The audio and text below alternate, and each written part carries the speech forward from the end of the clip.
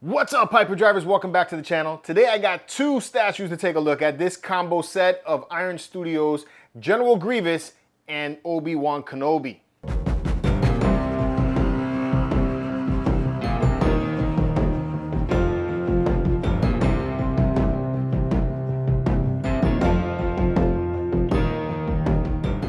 Welcome back, my friends, to another statue review. I am the Medinalorian, here to show you all of the cool Star Wars collectibles that you could be adding to your collection room. If you like Star Wars like I do, make sure you like, subscribe, and turn on notifications so you can jump to light speed every week with us right here on the Hyperdrive. All right, so without further ado, let's get into it. Both of these statues are 1/10 scale statues. Kenobi is $150. General Grievous is $365. He's pricey, so this is definitely a more expensive statue for the 1/10 scale line. That's one of the down points on General Grievous, but he is a complicated looking piece. I imagine that's maybe the reason why it's as expensive it is. It is a little bit on the expensive side in my opinion.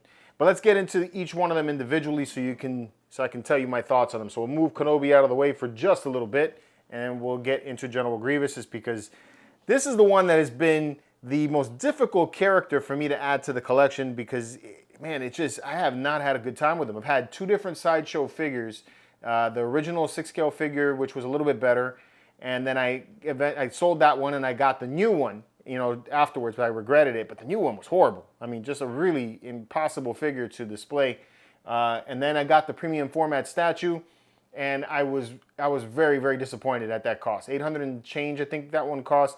And anytime you even walked near it, the arms would shake and fall apart on me. And I'm just not a big fan of that at all.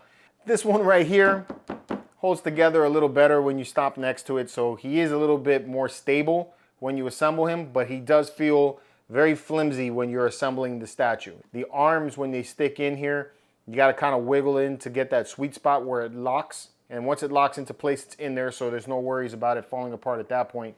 I would suggest putting in the lightsaber blades before you put the arms in.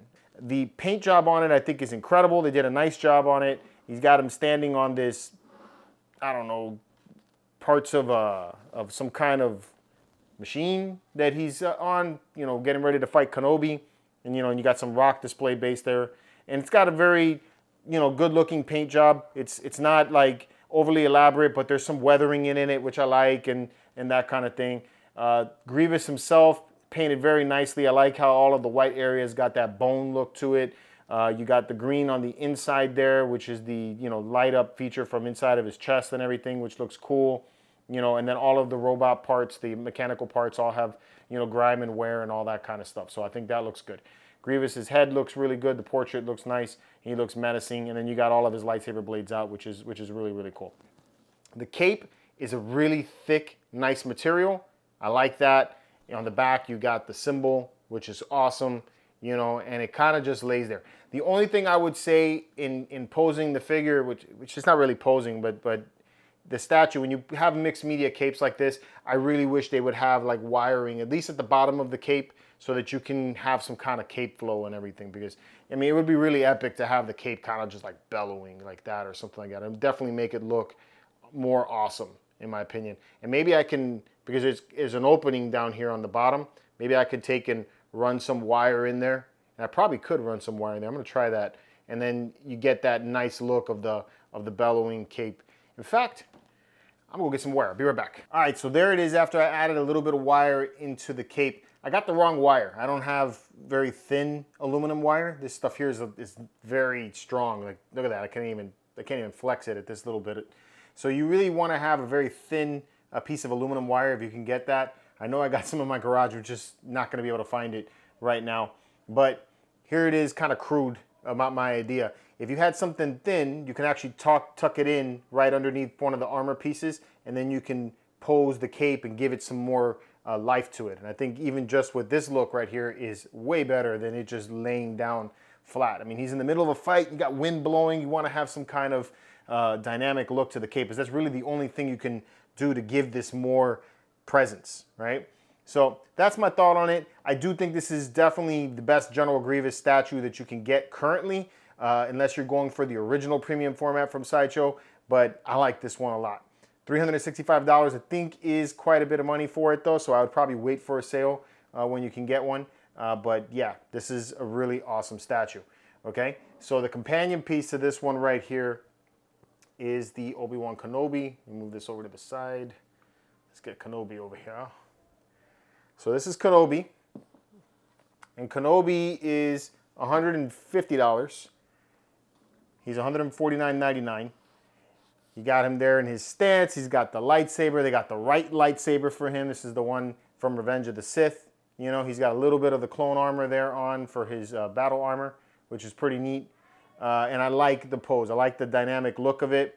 It does look pretty cool. I like how the cape is made of a hard material. This is not cloth, so it's got a nice flow to it. And I love the tethered edges down on the bottom of it, which is really cool.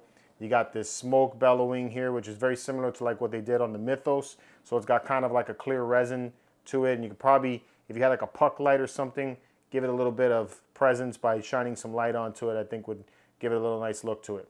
The base itself is kind of muted in its color, especially when you're looking at this metal thing that's blown up and destroyed.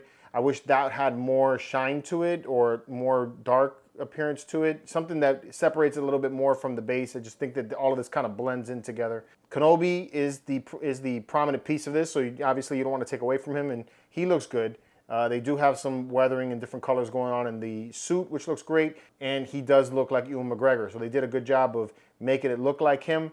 So that's really well done.